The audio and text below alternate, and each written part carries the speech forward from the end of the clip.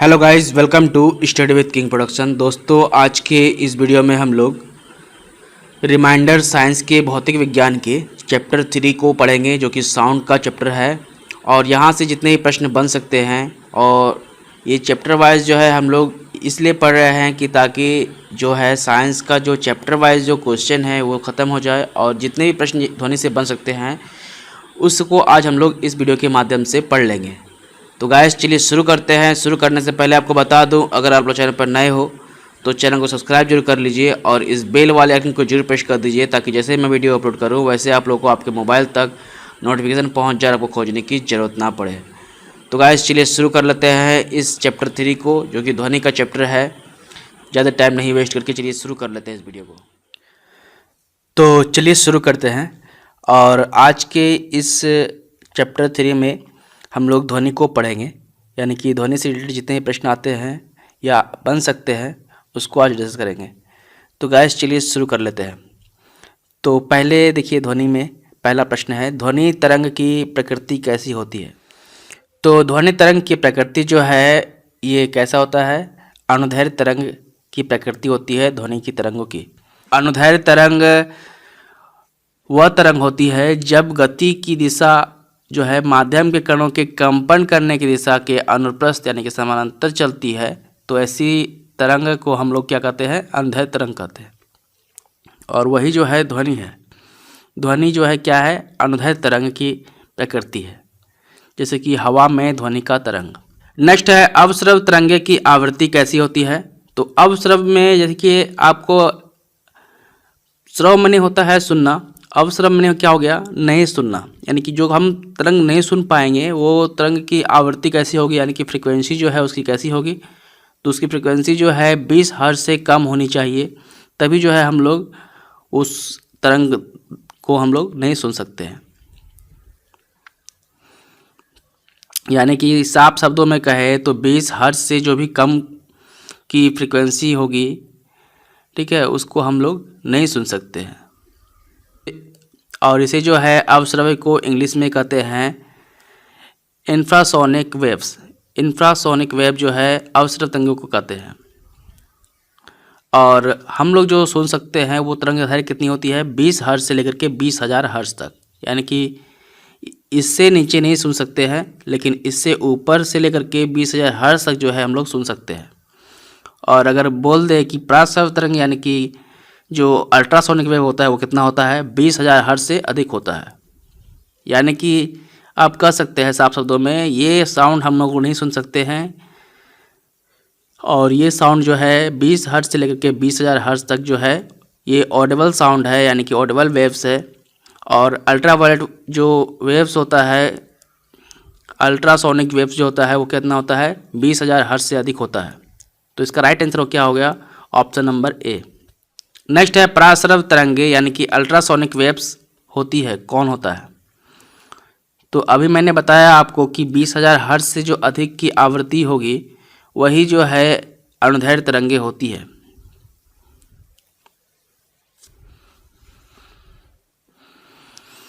तो इसका right answer क्या हो गया, 20,000 हर्ट्ज से अधिक आवृत्ति की अनुदैर्घ्य तरंगे जो है वो क्या होती है, वो अल्ट्रासोनिक वेव्स होती है। नेक्स्ट है, देखिए, प्रासरव तरंगे मनुष्य के द्वारा सुनी जा सकती है, नहीं सुनी जा सकती है, या कभी कभी सुनी जा सकती है, या इनमें से कोई नहीं। तो प्रासरव तरंगे जैसे कि मैंने ऊपर बताया आपको, अल्ट्रासोनिक वेव्स होता है इसका मतलब, प्रासरव का मतलब। और इसके द्वारा जो है 20,000 हर्ट्ज से अधिक आवृत्ति की अनुदैर्घ्य तरंग इसमें रहती है प्रासरव तरंग में। यानी कि अल्ट्रासोनिक वेव्स में जो है 20,000 हर्ट्ज से जो है अधिक की आवृत्ति रहती है, इसलिए जो है इसको मनुष्य के द्वारा नहीं सुनी जा सकती है। तो ऑप्शन नंबर बी इसका राइट आंसर हो जाएगा। नेक्स्ट है, देखिए, प्रासरव तरंगों को सबसे पहले सीटी बजाकर उत्पन्न किया था किसने। तो प्रासरव तरंग जो है इसको सबसे पहले सीटी बजा करके उत्पन्न किया था किसने। तो इसका राइट आंसर हो जाएगा गाल्टन ने। जो है गाल्टन जो एक वैज्ञानिक थे, इन्होंने ही अल्ट्रासोनिक वेव्स को जो है सीटी बजा करके उत्पन्न किया था। नेक्स्ट है, देखिए, चमगादड़ अंधेरे में उड़ते हैं क्योंकि। तो चमगादड़ अंधेरे में क्यों उड़ते हैं, चमगादड़ जो है प्रासरव तरंग उत्पन्न करते हैं, या चमगादड़ जो है अपस्रव तरंगे उत्पन्न करते हैं, या चमगादड़ जो है स्रव तरंगे उत्पन्न करते हैं, या चमगादड़ जो है अंधेरे में अधिक दिखाई देती है इसीलिए उड़ते हैं क्या। तो ये 4 ऑप्शन आपके सामने दिया हुआ है और आपको बताना है कि चमगादड़ अंधेरे में उड़ते हैं क्यों। तो इसका राइट आंसर हो जाएगा चमगादड़ जो है प्रासरव तरंग उत्पन्न करते हैं, यानी कि अल्ट्रासोनिक वेव्स जो है तरंग उत्पन्न करती है। अल्ट्रासोनिक वेव्स तरंग जो है ये चमगादड़ उत्पन्न करता है और इसी कारण जो है ये अंधेरे में उड़ते हैं। नेक्स्ट है कीड़ों तथा हानि पहुंचाने वाले तत्वों को घरों से दूर भगाने के लिए प्रयोग में लाया जाता है क्या। तो कीड़ों तथा हानि पहुंचाने वाले तत्वों को घरों से दूर भगाने के लिए जो है प्रयोग में लाया जाता है क्या। तो कीड़ों तथा हानि पहुंचाने वाले जितने भी तत्व होते हैं उसको घरों से दूर भगाने के लिए जो है अल्ट्रासोनिक वेव्स जो है इसका प्रयोग किया जाता है। तो इसका राइट आंसर हो जाएगा अल्ट्रासोनिक वेव्स, यानी कि अल्ट्रासोनिक तरंग। ऑप्शन नंबर ए में है, ऑप्शन नंबर ए जो है इसका राइट आंसर हो जाएगा। ध्वनि तरंगे नहीं चल सकती है कहाँ पर, जल में, वायु में, लोहे में, निर्वात में। तो इसका राइट आंसर हो जाएगा ध्वनि तरंगे जो है यानी कि साउंड वेव्स जो है यह निर्वात में यानी कि शून्य जहाँ पर होगा, यानी कि कुछ वैक्यूम हो। निर्वात मीन्स हो गया क्या, वैक्यूम। वैक्यूम जहाँ हो वहाँ पर वायु तरंगे नहीं चल सकती है, यानी कि ध्वनि तरंगे जो है वैक्यूम में नहीं चल सकती है। कहाँ कहाँ चल सकती है तब, जल में, लोहे में और वायु में, ये सब जगह में चल सकती है लेकिन वैक्यूम में नहीं चल सकती है। तो ऑप्शन नंबर डी जो है इसका राइट आंसर हो जाएगा। नेक्स्ट है विमान के आंतरिक भागों की सफाई में किसका उपयोग किया जाता है। तो विमान के जो आंतरिक भाग है उसकी सफाई के लिए जो है किसका उपयोग करते हैं हम लोग। तो विमान के आंतरिक भागों की सफाई करने के लिए जो है हम लोग पराश्रव तरंगों की उपयोग करते हैं, यानी कि अल्ट्रासोनिक जो वेव्स होता है, अल्ट्रासोनिक वेव्स, इसी का उपयोग करके जो है विमान के आंतरिक जितने भी भाग है यानी कि इंटरनल भागों का सफाई किया जा सकता है। नेक्स्ट है श्रव परिसर में ध्वनि तरंगों की आवृत्ति क्या होती है, यानी कि जो हम लोग सुन सकते हैं, यानी कि ऑडिबल जो परिसर में जो ध्वनि तरंगों की आवृत्ति है वो कितना होती है, यानी कि जो हम लोग ध्वनि सुन सकते हैं उसकी आवृत्ति जो है फ्रीक्वेंसी क्या होती है। तो उसकी फ्रीक्वेंसी कितना होता है, मैंने बताया था पहले ही कि 20 हर्ट्ज से लेकर के 20,000 हर्ट्ज तक जो है हम लोग ऑडिबल साउंड होता है ये, और इसी को जो है हम लोग श्रव परिसर यानी कि ऑडिबल वेव्स कह सकते हैं, और इसी को हम लोग सुन सकते हैं, और इसके ऊपर नहीं सुन सकते हैं, इससे कम भी नहीं सुन सकते हैं। यानी कि 20 हर्ट्ज से 20,000 हर्ट्ज की आवृत्ति जो है ये श्रव परिसर ध्वनि होती है। ऑप्शन नंबर ए जो है इसका राइट आंसर हो जाएगा। नेक्स्ट है तरंग का वेग भी आवृत्ति एन और तरंग दैर्घ्य डेल्टा है, तो संबंधित जो संबंध दिया है वो क्या होगा। इससे संबंध में जो है ये जो फार्मूला दिया हुआ है ये कौन सा होगा।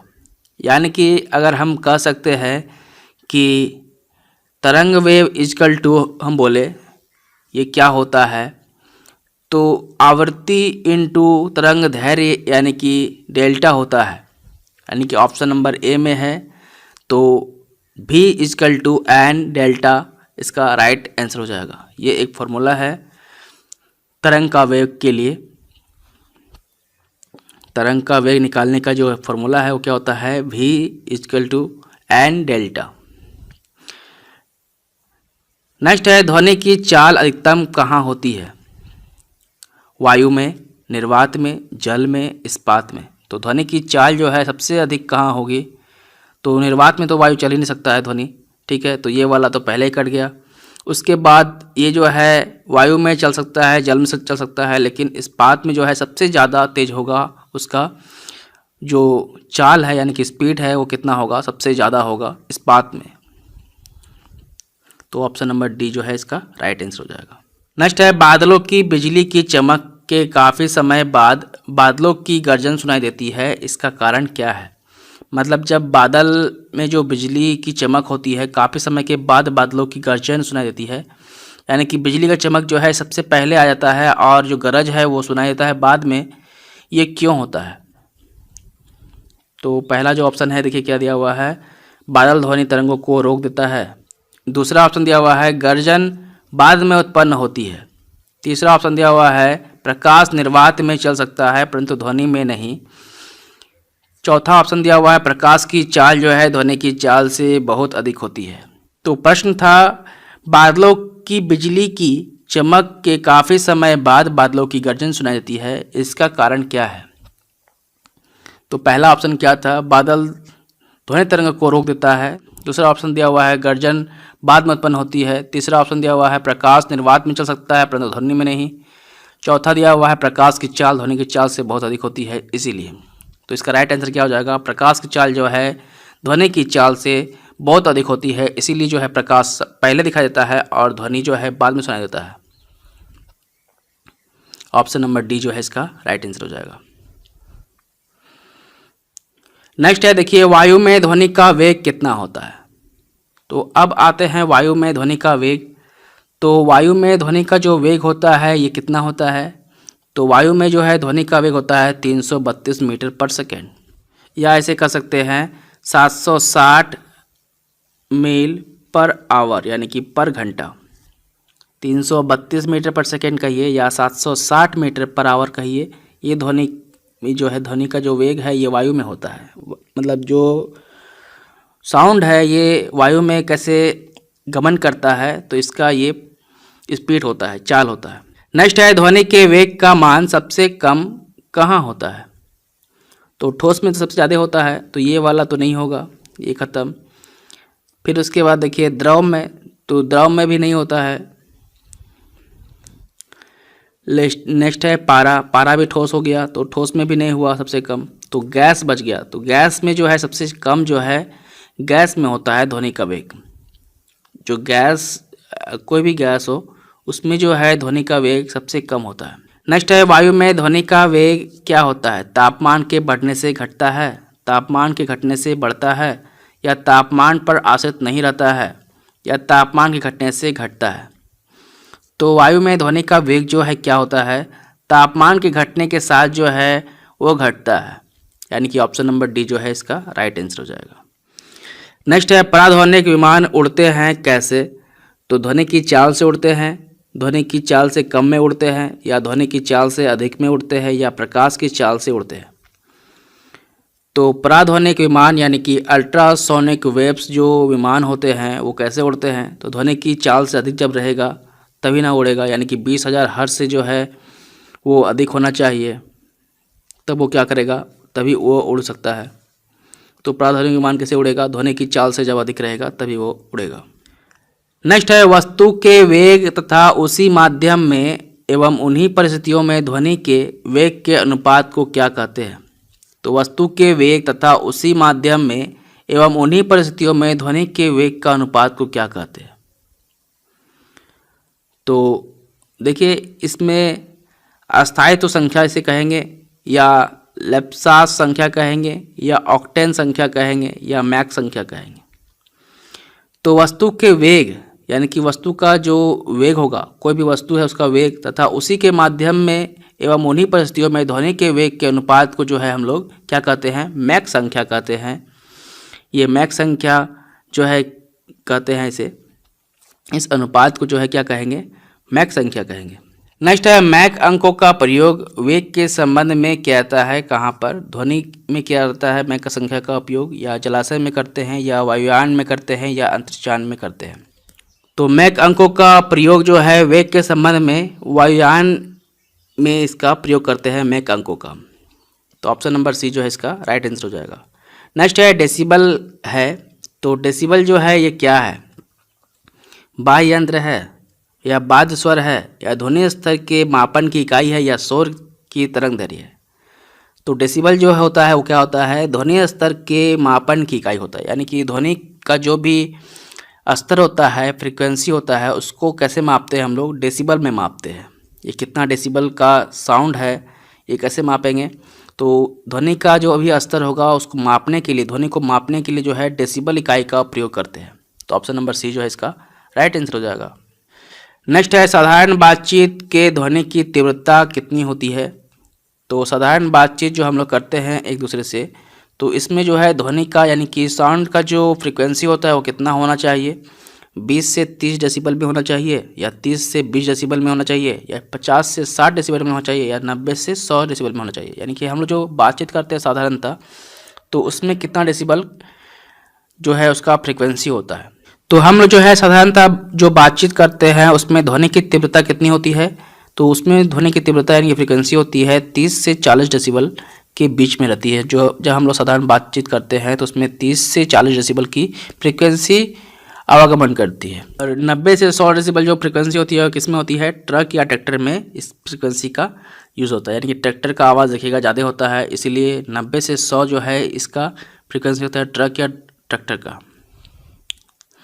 नेक्स्ट देखिए, ध्वनि के किस लक्षण के कारण कोई ध्वनि मोटी यानी कि ग्रेव या पतली श्रील होती है।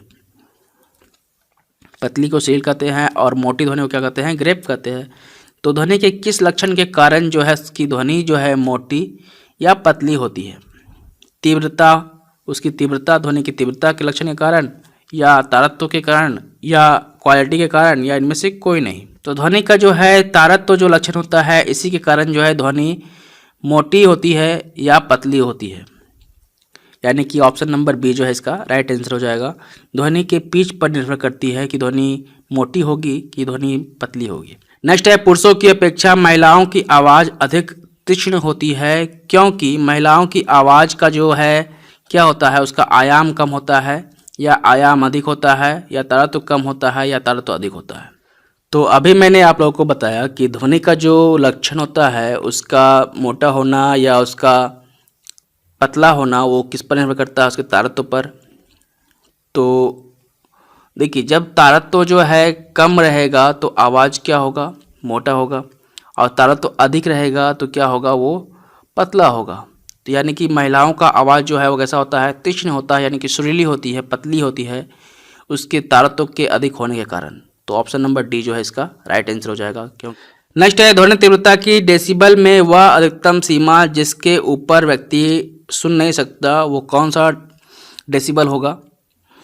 तो 50 डेसिबल, 70 डेसिबल, 85 डेसिबल, या 95 डेसिबल। तो ध्वनि तीव्रता की डेसिबल में जो सबसे अधिकतम सीमा जो है वो किसके ऊपर जो व्यक्ति नहीं सुन पाएगा। तो इसका राइट जो आंसर होगा वो कितना हो जाएगा। तो इसका राइट जो आंसर है वो कितना हो जाएगा, अगर 95 डेसिबल के ऊपर जो है व्यक्ति जो है नहीं सुन पाएगा। ध्वनि की तीव्रता जो है डेसिबल में अगर 95 डेसिबल से अधिक रहे तो इसके ऊपर की जो ध्वनि होगी वो व्यक्ति नहीं सुन पाएगा। नेक्स्ट है, नज़दीक आती रेलगाड़ी की सीटी की आवाज़ बढ़ती जाती है जबकि दूर जाने वाली रेलगाड़ी के लिए यह घटती जाती है। यह घटना उदाहरण किसका उदाहरण है। यह घटना जो है किसका उदाहरण है। तो रमन प्रभाव का यह उदाहरण है, या जूल थॉमसन प्रभाव का उदाहरण है, या कॉम्पटन प्रभाव का उदाहरण है, या डॉपलर प्रभाव का उदाहरण है। तो देखिए, नज़दीक जब आएगा रेलगाड़ी का सीटी उसका आवाज़ जो है, सही बात है, बढ़ता जाता है, और जब दूर जाने लगता है देखिएगा कि उसका आवाज़ जो है, उसका सीटी का आवाज़ जो है वो घटता जाता है। यह जो होता है इसका कारण जो है वो क्या होता है, इसका कारण जो है यह डॉपलर प्रभाव के कारण होता है। तो डॉपलर प्रभाव में क्या होता है, नज़दीक आएगा जब भी कोई भी वस्तु उसका आवाज़ जो है बढ़ता जाएगा, और जब दूर जाने लगेगा वो क्या होगा, उसका आवाज़ घटता जाएगा। तो यह जो है डॉपलर प्रभाव के कारण जो है होता है, इसलिए जो है इसका राइट आंसर क्या हो जाएगा, डॉपलर प्रभाव के कारण यह जो है घटना एक उदाहरण है। नेक्स्ट है, देखिए, चंद्रमा के धरातल पर दो व्यक्ति एक दूसरे से बात नहीं सुन सकते हैं क्यों। यानी कि चंद्रमा के धरातल पर जब दो व्यक्ति रहेंगे एक दूसरे से बात करते हुए वो आप एक दूसरे को नहीं सुन पाएंगे क्यों। क्योंकि चंद्रमा पर उसके कान काम करना बंद कर देंगे। ये कैसे बात हुआ। चंद्रमा पर वायुमंडल नहीं है इसीलिए, या चंद्रमा पर वे विशेष प्रकार के अंतरिक्ष सूट पहने रहते हैं इसीलिए, या चौथा क्या बोल रहा है, चंद्रमा पर ध्वनि बहुत ही मंद गति से चलती है इसी कारण जो है एक दूसरे को बात नहीं सुन पाएंगे। तो इसका राइट आंसर जो है क्या हो जाएगा, चंद्रमा पर जो है वायुमंडल नहीं है इसी कारण जो है वो एक दूसरे की बात को नहीं सुन पाएंगे। ऑप्शन नंबर बी जो है इसका राइट आंसर हो जाएगा। नेक्स्ट है, देखिए, डेसिबल इकाई का प्रयोग किया जाता है कहाँ पर। प्रकाश की गति में, ऊष्मा की तीव्रता के लिए, ध्वनि की तीव्रता के लिए, या रेडियो तरंग की आवृत्ति के लिए। तो मुझे पता है कि डेसिबल जो इकाई है ये हम कहाँ यूज़ करते हैं, ध्वनि की तीव्रता के लिए, कि ध्वनि का तीव्रता कैसा है, यानी उसको मापने के लिए। तो ऑप्शन नंबर सी जो है इसका राइट आंसर हो जाएगा। ध्वनि की इकाई का प्रयोग जो है, ये डेसिबल का इकाई जो है प्रयोग है, ये कहाँ करते हैं, ध्वनि की तीव्रता के लिए करते हैं। नेक्स्ट है, प्रतिध्वनि का कारण क्या है। तो प्रतिध्वनि यानी कि इको का कारण क्या होता है, ध्वनि का परावर्तन, ध्वनि का अपवर्तन, ध्वनि का अवशोषण, या ध्वनि की चाल।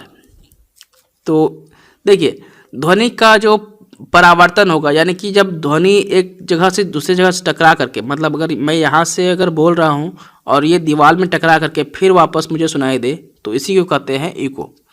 तो क्या होगा, ध्वनि का परावर्तन हो रहा है ना, एक दूसरे स्थान से परावर्तन हो रहा है इसी करके, तो इसी को कहते हैं परावर्तन। तो ध्वनि का परावर्तन जब होगा तो क्या होगा, ध्वनि मुझे इको में सुनाई देगी। तो ऑप्शन नंबर ए जो है इसका राइट आंसर हो जाएगा। तो ध्वनि का परावर्तन जो होगा तब क्या कहेंगे उसको, वो प्रतिध्वनि है। तो ये इको बन रहा है ध्वनि के परावर्तन के कारण, तो इसका राइट आंसर क्या हो जाएगा, ध्वनि का परावर्तन जो है उसका इको का कारण होता है।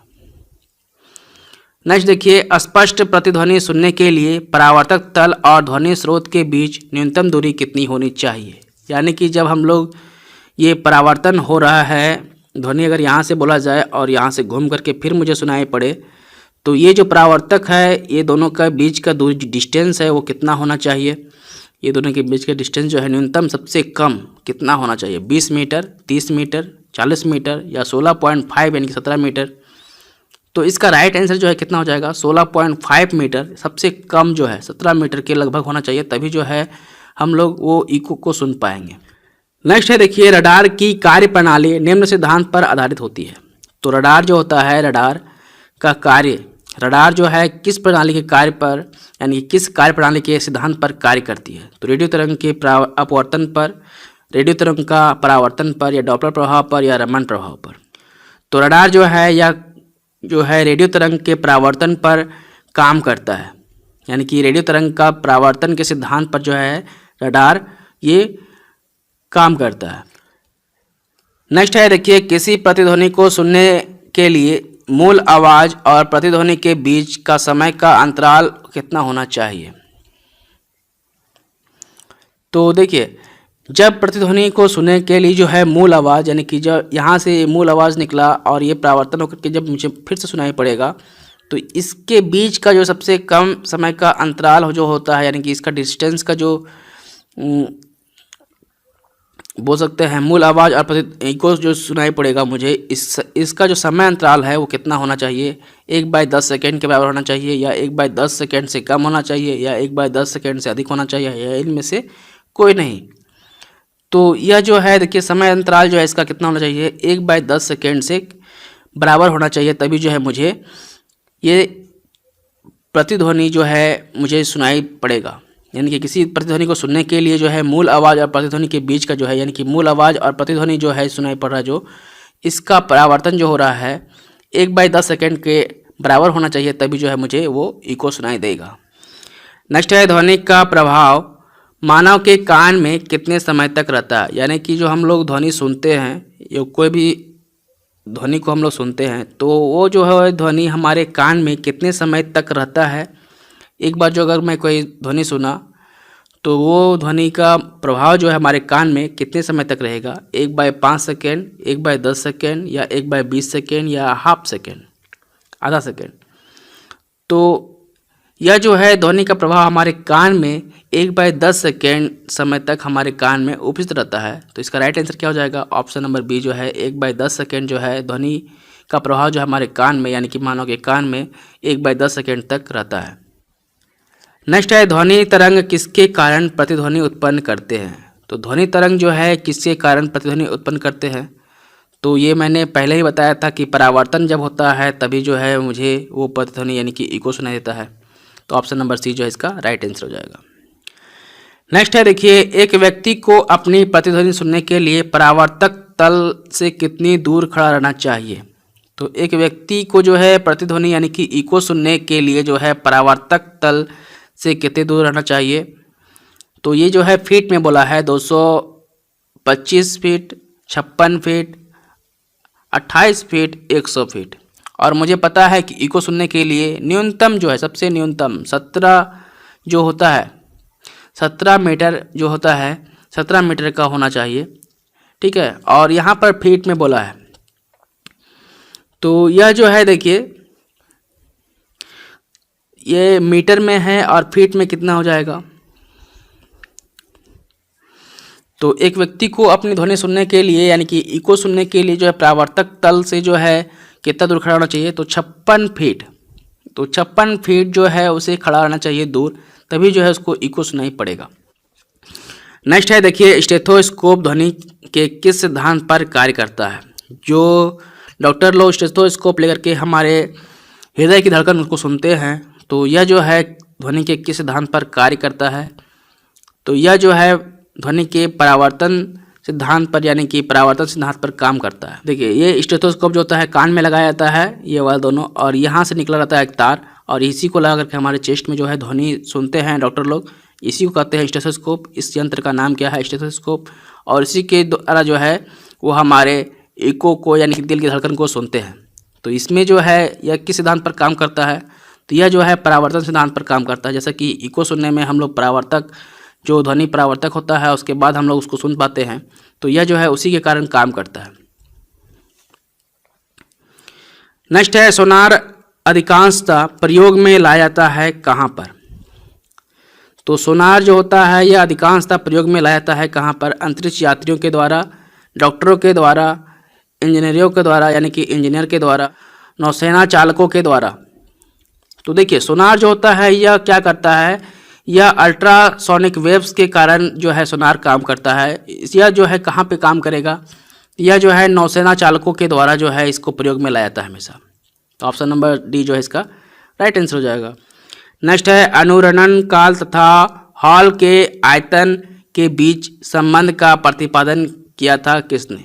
तो अनुरणन काल तथा हॉल के आयतन के बीच का जो संबंध है इसको प्रतिपादित जो है किसने किया, तो इसको जो है प्रतिपादित किया था सेबिन ने।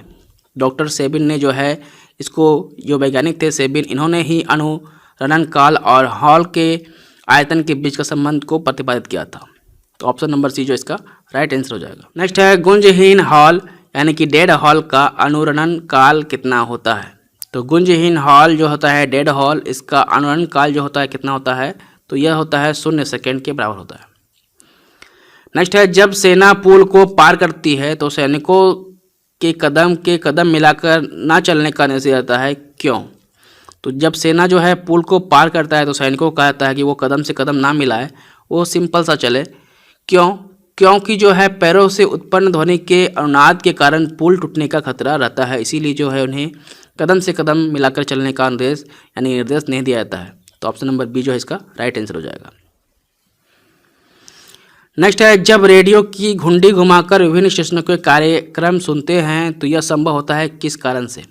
तो जब हम लोग रेडियो का घुंडी जो होता है, यानी कि जो गोल जैसा होता है, उसको घुमा करके हम लोग अलग अलग स्टेशन के कार्यक्रम को सुनते हैं, तो यह संभव होता है किस कारण से। यह होता है अनुनाद के कारण से, या विस्पादन के कारण से, या व्यक्तिकरण के कारण से, या विवर्तन के कारण से। तो जब हम लोग रेडियो का घुंडी घुमा करके उसको विभिन्न स्टेशनों के कार्यक्रम को सुनते हैं तो यह संभव होता है अनुनाद के कारण से। किसके कारण से होता है, अनुनाद के कारण से होता है। नेक्स्ट है, जब किसी स्थान पर 2 लाउडस्पीकर साथ साथ बजते हैं तो किसी स्थान विशेष पर बैठे श्रोता को इसकी ध्वनि नहीं सुनाई देती है, इसका कारण क्या है। तो जब किसी स्थान पर 2 लाउडस्पीकर साथ साथ बजते हैं तो किसी स्थान विशेष पर बैठे श्रोता जो होते हैं, यानी कि जो सुन रहे हैं, इसकी ध्वनि उसको सुनाई नहीं पड़ती है। तो इसका कारण जो है क्या होता है, तो इसका कारण जो होता है व्यक्तिकरण होता है। इसका कारण क्या होता है, व्यक्तिकरण के कारण जो है उसे यह ध्वनि नहीं सुनाई पड़ती है। नेक्स्ट है, किसी ध्वनि स्रोत की आवृत्ति में होने वाले उतार चढ़ाव को क्या कहते हैं। तो किसी ध्वनि स्रोत की आवृत्ति में जो उतार चढ़ाव होता है तो उसे क्या कहते हैं, रमन प्रभाव कहेंगे, डॉपलर प्रभाव कहेंगे, या क्रॉम्पटन प्रभाव कहेंगे, या प्रकाश विद्युत प्रभाव कहेंगे। तो देखिए, जब ध्वनि स्रोत की आवृत्ति यानी कि फ्रीक्वेंसी में उतार चढ़ाव हो, यानी कि फ्रीक्वेंसी अप हो फिर डाउन हो, फिर फ्रीक्वेंसी अप हो फिर डाउन हो, ठीक है, ये जो फ्रीक्वेंसी उतार चढ़ाव होता है ध्वनि के स्रोत में, तो ये किस कारण से होता है, तो यह जो होता है डॉपलर प्रभाव के कारण से होता है। किसके कारण से होता है, डॉपलर प्रभाव के कारण से जो है यह उतार चढ़ाव होता है। नेक्स्ट है, निम्नलिखित में से किस एक प्रकार की तरंग का प्रयोग रात्रि दृष्टि उपकरण में किया था। तो निम्नलिखित में से एक प्रकार की तरंग का प्रयोग जो है रात्रि दृष्टि उपकरण में किया जाता है। कौन सा तरंग होता है, वो कौन सा तरंग होना चाहिए जिसको रात्रि दृष्टि के उपकरण के में कर सकते हैं हम लोग यूज़। रेडियो तरंग होगा, या सूक्ष्म तरंग होगा, या अवरक्त तरंग होगा, या इनमें से कोई नहीं होगा। तो देखिए, रेडियो तरंग के द्वारा जो है रात्रि दृष्टि उपकरण में इसको इस तरंग का उपयोग नहीं कर सकते रेडियो तरंग का, तो ये नहीं होगा, खत्म। सूक्ष्म तरंग से भी नहीं हो सकता है, और बच गया कौन, अवरक्त तरंग। तो अवरक्त तरंग के कारण जो है क्या होता है, इस तरंग के माध्यम से, इस प्रकार के अवरक्त तरंग जो होते हैं, इस तरंग के उपयोग से हम लोग जो है रात्रि दृष्टि उपकरण में इसका उपयोग करते हैं। नेक्स्ट है, निम्नलिखित में से किस एक में ध्वनि चाल सबसे अधिक होती है।